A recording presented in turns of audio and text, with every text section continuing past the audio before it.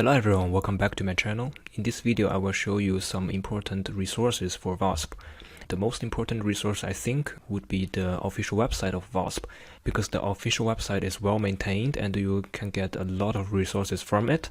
For example, there's the VASP wiki, and this is the thing that you need to frequently refer to. There are input and output files.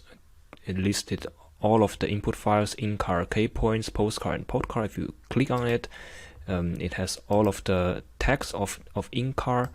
So if you want to find what is the meaning of some of the text in the files, you can directly go to the official website. And also the output files, it explains what is the function of a specific output file. Yeah? You can find nearly everything here.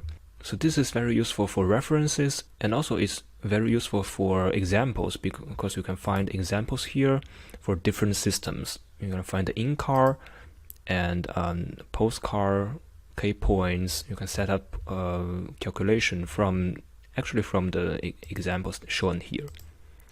Okay. The second interesting thing is that there is a resources tag here, and you can find different resources. For example, the visualization software that you can use to visualize your output or input.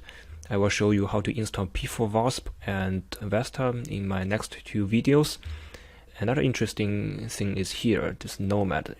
So it offers the database for input files for VASP, and this is actually very helpful. You can search and download. If you want to find magnesium oxide, you can choose M, G, and O.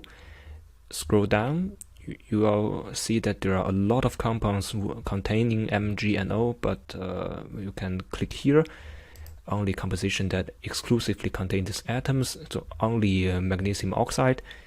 And you see that here there are Mg2O2, and we click on it, go to the show raw files and archive. There are all of the raw files for the VASP calculation. There are output files and also input files. You can do the calculation with the input files and then compare your calculation with the reference output files here. That's also very important. So what we can do is that we can actually go to the postcard file that contains all of the coordinates here. Yeah. And then we can go to Vesta to visualize that. We just create a file called postcard.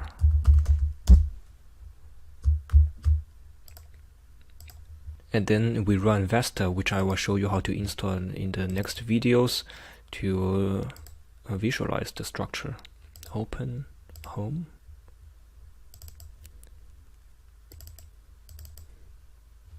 Yeah.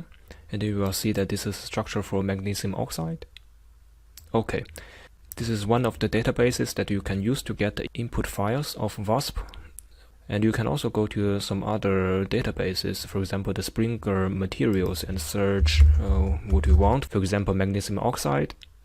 But of course you need to have some subscription for it. Okay, so those are the interesting resources. Okay, so if you encounter some problem, or you are not sure what is the meaning of the tag, or you want to find some resources, you can always refer to the official website, and this is really well maintained. So I thank you for watching, and in the next videos I will show you how to install P4VASP and Vesta for the visualization of VASP. If you learn something from my video, I would appreciate you a like or subscribe to my channel, and I hope to see you next time.